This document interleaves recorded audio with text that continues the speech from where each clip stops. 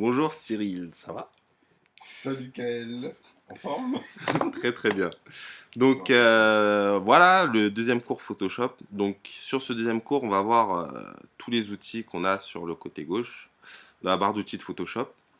Donc avec les séparateurs qui vont nous séparer les sélecteurs, des modificateurs et des outils vectoriels. Donc pour ce deuxième cours, ça va être simple. Il faut avoir une petite notion des calques, donc savoir à quoi sert un calque, pourquoi on a des calques sur le côté et pourquoi on va travailler sur des calques. Donc tout premièrement, on va travailler avec un rond. Donc je prends un rond, je le mets en pixel, couleur noire. Je le mets dans le calque 1, C'est un carré que t'as fait. un carré, pardon, excuse-moi. Je vais mettre un rond, j'ai dit que je faisais un rond, je vais faire un rond. Non. Voilà. Donc j'ai fait un rond noir sur le premier calque. Je crée un nouveau calque, ici, hop là, et je vais mettre un rond rouge. Donc sur le deuxième calque, je mets un rond rouge. Toujours en pixel. Voilà. Donc ici, sur cette gestion de calque là, on voit qu'il y a le calque 2 qui est au-dessus du calque 1 qui est au-dessus de l'arrière-plan. Donc je vais déverrouiller l'arrière-plan pour pouvoir travailler plus librement. Donc je vais glisser mon rond, donc je sélectionne mon calque 2, donc je vais le renommer d'ailleurs, je vais l'appeler rond rouge, et le calque 1, donc on clique deux fois sur le nom pour renommer.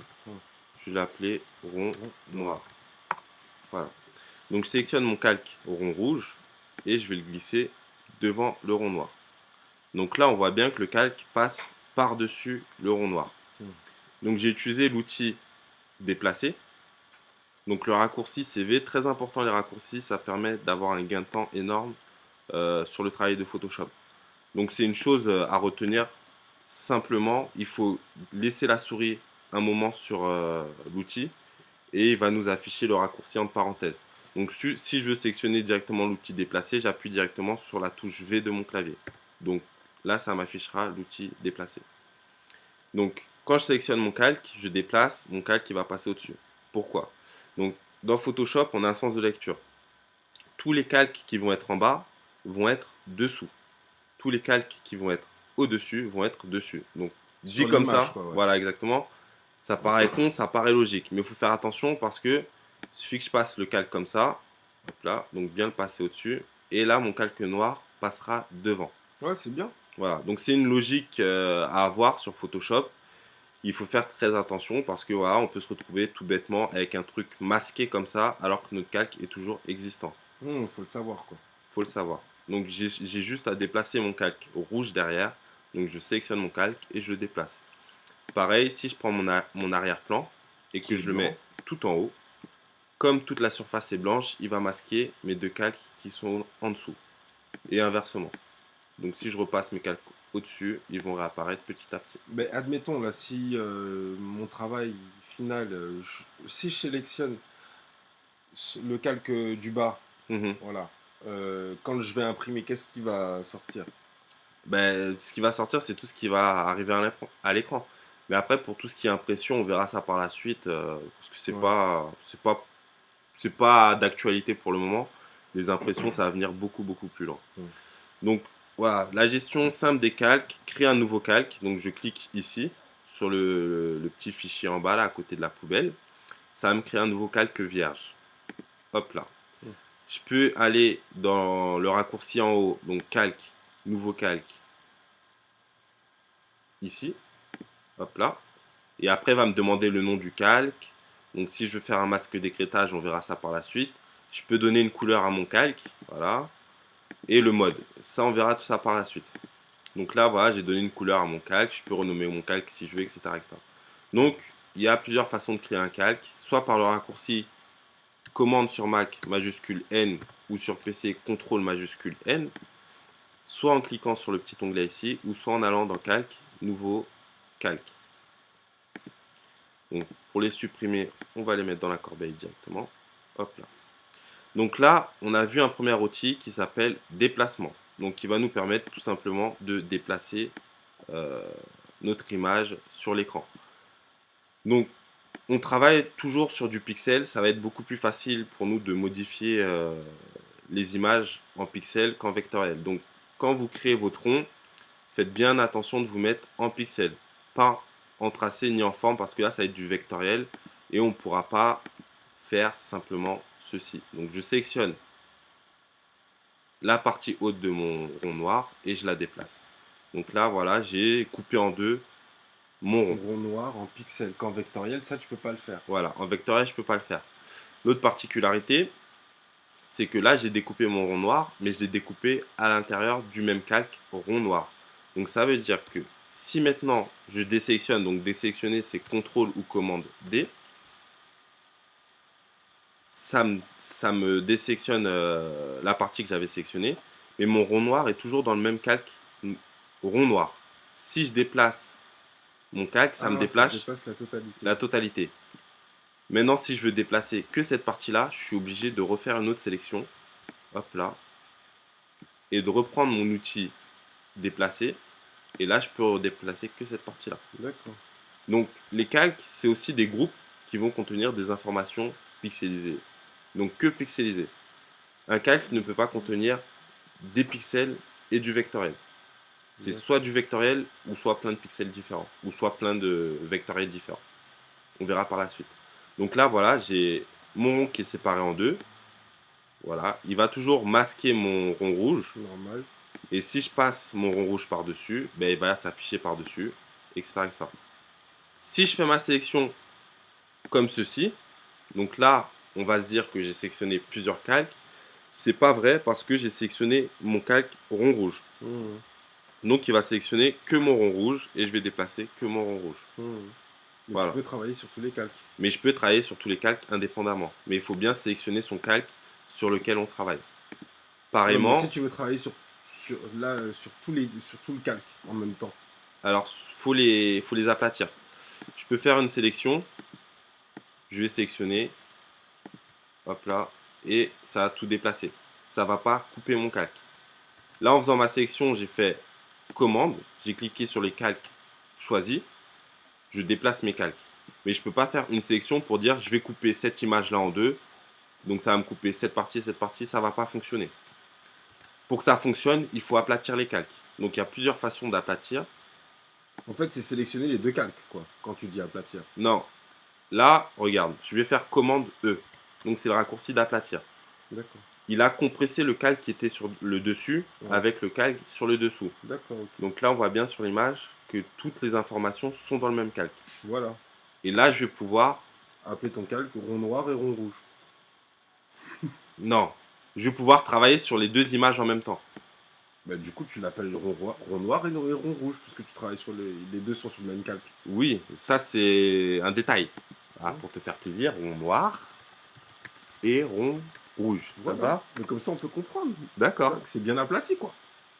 Donc là, on a nos deux calques. Enfin, on a nos deux ronds sur le même calque.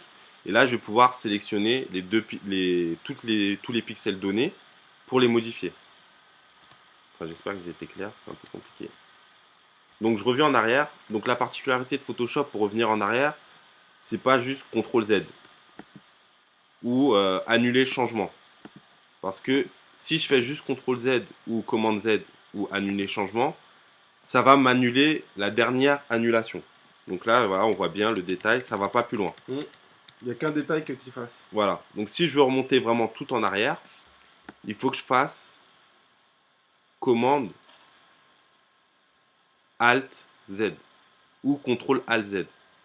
Donc commande Alt Z et là il va m'annuler jusqu'à ce que je revienne à. Tu remontes dans le temps. Quoi. Voilà, exactement. Donc c'est la petite particularité qu'il y a sur Photoshop. Donc là au niveau des calques, on va rentrer plus en détail plus tard, mais bon voilà. Pour travailler sur les outils, on a notre outil sélecteur, donc on peut sélectionner notre partie et on peut déplacer cette partie-là. Donc ça c'est les deux outils qu'on a vus. On a une autre façon pour sélectionner, on a l'outil lasso. Donc pour le raccourci de l'outil lasso, ça va être la touche L. Donc j'appuie sur mon outil lasso et là je vais avoir une sélection un peu plus personnalisée. Donc là voilà, je vais séparer mon outil, ça va être moins conventionnel qu'un trait droit par rapport au sélecteur carré. Bien sûr, chaque outil, on voit en dessous qu'il y a une toute petite flèche. il y a des outils où il n'y a pas de petite flèche. Les outils où il y a une petite flèche, en fait, quand on reste appuyé dessus, ça va nous afficher des sous-catégories. Donc chaque outil a une sous-catégorie. Donc là, par exemple, pour l'outil sélecteur carré, je peux avoir l'outil sélecteur rond. Donc je vais avoir un rond au lieu du carré. Ou un ovale. Ça va être plus un ovale. Donc là, je peux déplacer. Je peux sélectionner une partie et la déplacer. En rond. Voilà, où je peux sélectionner le centre et déplacer le centre. Voilà. Bon, après, il y a plein d'autres petites astuces qu'on verra par la suite quand on va faire du photomontage pour avoir des sections différentes, etc. etc. Pareil pour l'outil lasso, j'ai l'outil lasso simple. Donc je vais prendre mon outil lasso, je vais sélectionner comme je veux. Je peux sélectionner comme ça, etc. etc. D'accord. Et après, tu as un autre sort de lasso. Voilà, j'ai le lasso polygonal. Donc lui, il va me faire que des traits droits. D'accord. Voilà, donc partout où je vais cliquer, il va me faire un trait droit. Et quand je vais double-cliquer, il va fermer ma Peu sélection. importe où tu sois après. Voilà. Donc là, pareil, je peux reprendre mon outil déplacer et je peux déplacer la partie qui m'intéresse. Ensuite, on a l'outil lasso magnétique. Donc ça va être un petit outil pas trop mal. Il va s'attacher automatiquement au bord qui nous intéresse. Donc c'est bien, c'est un petit gadget, mais ça on s'en sert vraiment pas.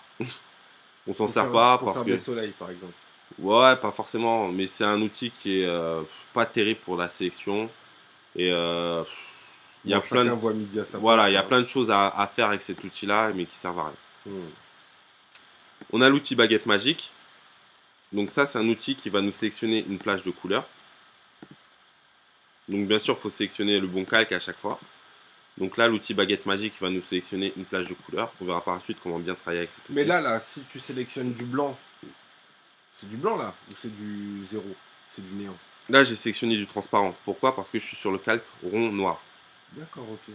Donc, Si je me mets sur le calque 0, là, je sélectionnerai du transparent. Du blanc, pardon. Du blanc. Voilà. Là, donc le fond que tu vois au niveau de rond noir, rond rouge et calque, les fonds, tu vois bien qu'ils sont différents. Là, si je cache mon arrière-plan, mon fond il sera transparent. D'accord. Parce que les calques qui sont rond rouge et rond noir ont des données vides derrière. Ils sont transparents. Mais le calque 0, il a une donnée pleine. Voilà. C'est une couleur pleine, donc qui a rempli toute ma page donc de blanc. Du blanc. Voilà. D'accord, ok. Donc voilà, pour l'outil baguette magique, lui, il va me sélectionner une plage de couleurs en fonction du calque sur lequel je me situe. Voilà, donc là, j'ai sélectionné tout le transparent de mon calque noir. Et là, je vais sélectionner mon calque rouge. Donc pour désélectionner, ce sera toujours commande ou contrôle D, selon les PC. J'ai l'outil croppé. C'est important de sélectionner? Ben, si on veut continuer à travailler, oui, c'est très important. D'accord. J'ai mon outil croppé qui va me permettre de cropper une sélection. Donc tout simplement de recadrer. Donc je peux recadrer comme je veux, etc. etc. Après j'appuie sur entrée, ça va me recadrer mon image. Ça on verra par la suite. Je ne me sers pas du tout de cet outil là. On a l'outil pipette magique, donc qui va me sélectionner une couleur. Donc ici on a nos sélecteurs de couleurs. Donc là je clique sur le rouge, il va me prendre le rouge en premier plan. Ou je clique sur le noir, il va me prendre le noir en premier plan. Ou je clique sur le blanc, il va me prendre le blanc en premier plan. Peu importe sur quel calque on se situe, il va vraiment sélectionner la donnée sur laquelle on se trouve à l'instant T. Donc ça veut dire que là tel que tu es sur le noir par exemple, le rond gris, c'est juste pour te montrer que tu es dans l'outil de... Où tu vois un rond gris? Bah, quand tu fais... ah d'accord, voilà, ok. le rond gris là. Voilà. Donc ça veut dire que la première couleur c'est quoi? Alors, la première couleur en haut, ça va être la couleur que l'outil pipette va sélectionner. D'accord, donc et là, en l'occurrence blanc. Voilà. Et la couleur du bas, ça va être la couleur actuelle qu'on a ici.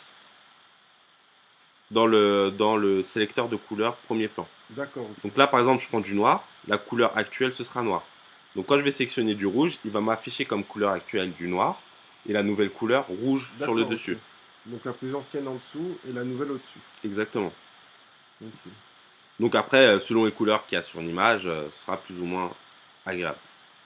Donc là, voilà, pour tous les outils sélecteurs, on a différents fichiers qui vont s'ouvrir et s'afficher tout simplement. Et dans la pipette, on a vu qu'un sous-fichier, on a vu tous les sous-fichiers. Voilà, après les autres pipettes, on s'en sert. Enfin, moi je m'en sers pas, mais là, ici, on va pas voir l'intérêt parce que s'il n'y a que 3 types de couleurs. cette pipette-là, elle va être bien pour des couleurs différentes. Après, on a l'outil règle pour mettre des règles ou incliner notre document en fonction de la ligne qu'on a tracée. Après, on a un outil annotation, donc c'est pour mettre des petites notes sur notre fichier si on fait de la retouche photo ou des photomontages, pour avoir des petits trucs en plus qu'on peut noter, par exemple rajouter ou nettoyer une image, etc., etc. Donc ça, c'est des outils que je me sers très peu parce que je vois pas l'intérêt. C'est un gadget pour toi. Pour moi, c'est un gadget, mais D'autres en auront l'utilité. voilà, d'autres personnes ont l'utilité parce que sur des gros fichiers, par exemple, sur des photomontages de 8 à 12 heures, on va rajouter plein d'annotations sur des trucs qu'on pense à l'instant T D'accord, ouais, et qu'on rajoutera par la suite qu'on n'a pas forcément envie d'oublier pour les prochains. qu'on doit présenter à quelqu'un parce qu'il a besoin d'avoir un avis sur la Exactement, question, par exemple. exactement. C'est un Donc post-it. là, pour continuer à travailler, on va ouvrir un document, donc une image. Alors,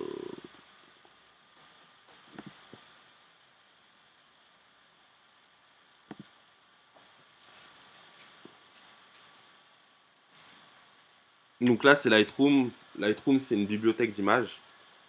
Il y a des petites retouches, mais ça va être des retouches qui sont beaucoup moins puissantes que Photoshop, mais qui vont rester agréables pour travailler la luminosité, les contrastes, la colorimétrie des photos. Mais moi, je m'en sers principalement comme gestion des fichiers photos, parce que c'est une très très bonne bibliothèque comparée à tout ce qu'on peut voir sur le marché actuel. Donc, je vais essayer de prendre des photos qui sont en ligne.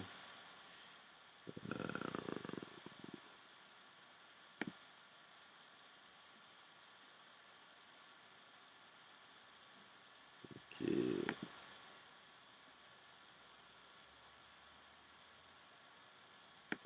On va partir sur ça.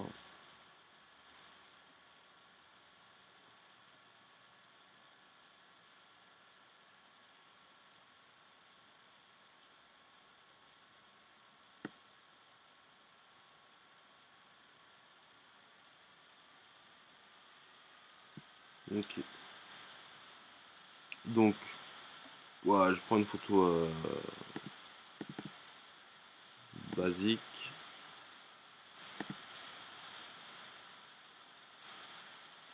Donc là, j'ai fait clic droit, modifier dans Photoshop, et il va m'ouvrir la photo avec les paramètres exacts qu'il y a dans Lightroom sous Photoshop.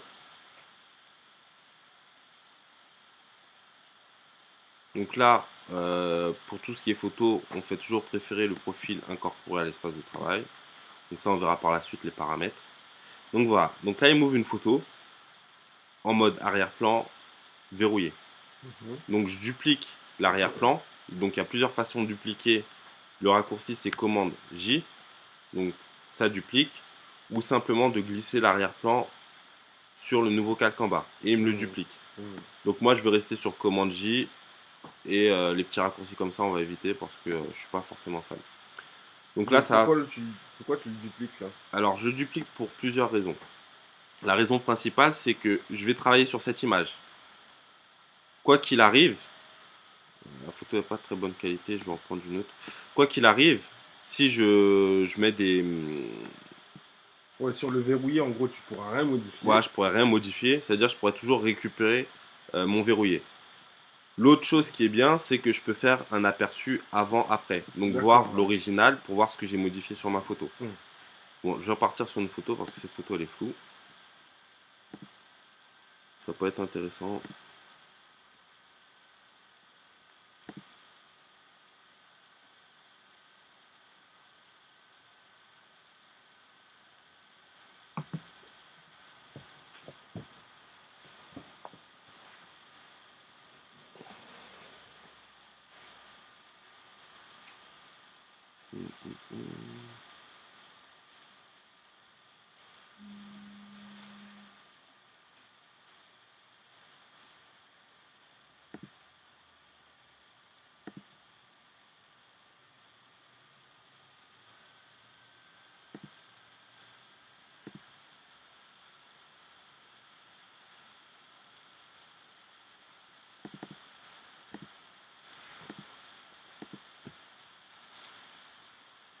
Donc là, je fais toujours modifier dans Adobe Photoshop CC.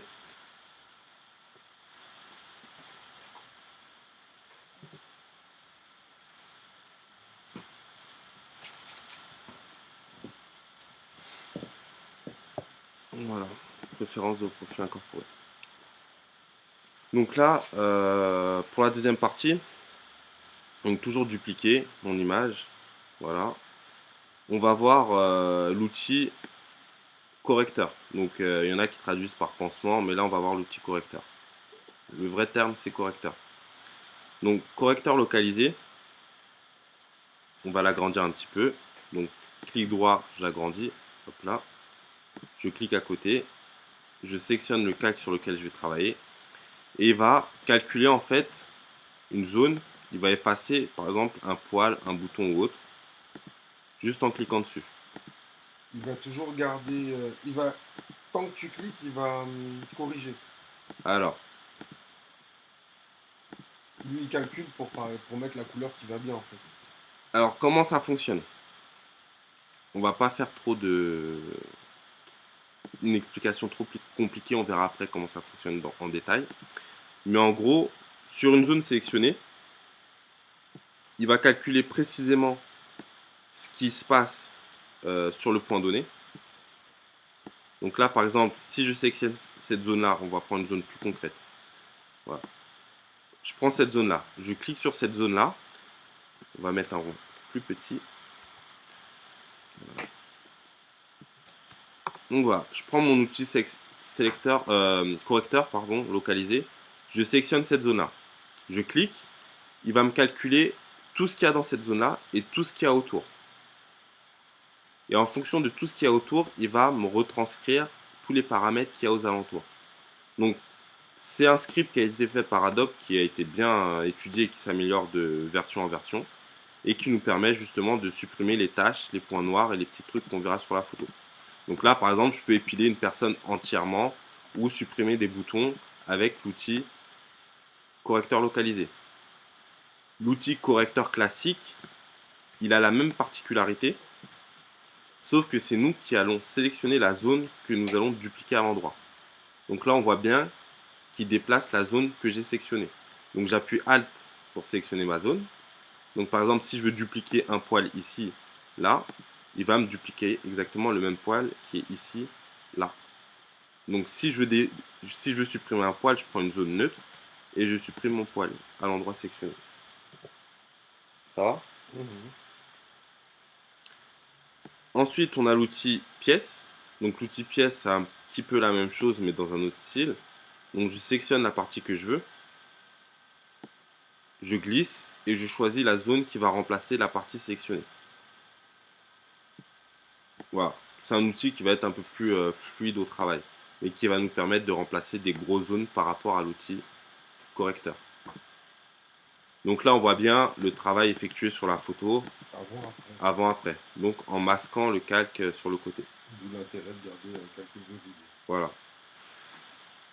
Et après les autres outils, on verra plus tard. Donc voilà, pour ces outils-là, correcteur localisé, correcteur et outil pièce. Bien sûr, l'outil pièce, on verra plus en détail sur la suite des cours parce qu'il y a plein de choses qu'on peut faire avec. Mais là, voilà, c'est une petite présentation sur cet outil. On a l'outil pinceau. Donc l'outil pinceau qui va nous servir pour faire des traits sur notre photo. Donc là, voilà, je vais faire des traits. Je peux jouer sur l'opacité de mon pinceau, donc faire un trait plus clair. Et en fonction de l'opacité que je vais mettre, je vais avoir un trait plus ou moins clair. Je peux jouer sur l'épaisseur de mon pinceau. Donc ici. Voilà. Je peux jouer sur la dureté de mon pinceau. Donc là, j'aurai un pinceau qui sera beaucoup plus net, etc. etc. Donc ça, c'est pour l'outil pinceau. Donc là, comme j'ai dit tout à l'heure, j'ai fait une copie de mon calque. Je le supprime et je reprends mon calque d'arrière-plan pour retravailler sur une image propre. L'outil tampon, ben, comme son nom l'indique, ben, il va tamponner une zone à une autre. Donc il va dupliquer en fait une zone sur une autre. Donc j'appuie Alt, je sélectionne ma zone et je reclique sur un autre endroit pour appliquer ma zone. Donc ça, c'est l'avantage de l'outil tampon. On verra les utilisations par la suite, à quoi ça peut bien servir, mais c'est très pratique comme outil. Donc tampon motif, c'est pas la peine qu'on s'attarde dessus. C'est juste qu'au lieu de dupliquer la forme avec l'outil pinceau basique, on va rajouter un petit motif et il va dupliquer, hop là, il va dupliquer le motif directement qu'on a choisi sur l'image. Ouais, c'est pas terrible, on peut mettre des motifs différents, mais ça aide bien pour du photomontage, mais là il n'y a pas d'utilité, autant utiliser un brush.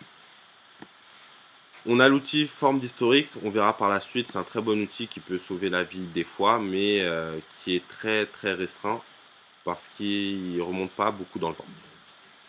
On a l'outil gomme, donc qui va tout simplement gommer sur notre image euh, quelque chose que l'on a fait. Sur le calque concerné. Sur le calque concerné. Donc sur l'arrière-plan, c'est assez particulier. On verra sa fonction sur du photomontage, comment bien servir de l'outil gomme et autres. Mais en général, si on fait une retouche ou qu'on met un texte sur notre photo, on prend l'outil gomme et on va tout simplement supprimer les données concernées. Donc ça va être beaucoup plus utilisé sur du photomontage. Oui. Je fais de la magie un peu là. Tu grattes un truc, tu changes de calque. Exactement. L'outil dégradé, donc il y a plein d'options. Voilà, ça nous permet de mettre des petits dégradés. Donc très intéressant pour de la retouche photo ou autre, pour la colorimétrie et autres. On peut prendre un dégradé de 2 couleurs. On peut mettre un dégradé d'une couleur. Voilà. On peut baisser l'opacité du dégradé, mais ça on verra par la suite.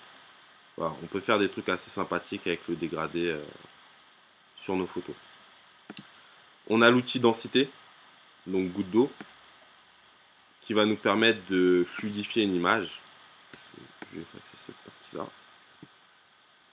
Donc ça va être un sorte de lisseur. Bien sûr à utiliser à bon escient, parce que ça peut dénaturer grandement une image. Donc voilà, là il va nous lisser l'image au fur et à mesure qu'on va appuyer dessus. Ouais, on peut apparenter ça à un fond de teint quoi. Voilà, exactement. Donc ça c'est des outils pareils que je n'utilise pas du tout. Mais Si tu peux l'utiliser quand tu as fini de travailler d'enlever toutes les bêtises quoi. ouais, non, c'est un outil que j'utilise pas du tout. On verra par la suite pourquoi, mais voilà, l'outil doigt, pareil, on peut s'en servir pour corriger des petites parties sur une photo. Voilà, des formes et autres. Mais pareil, ça c'est Mais des... comment il sait qu'il doit pousser le nez? Parce que je clique, Ah non, il pousse tout le rond en fait. voilà, Ah ouais. je clique, je glisse.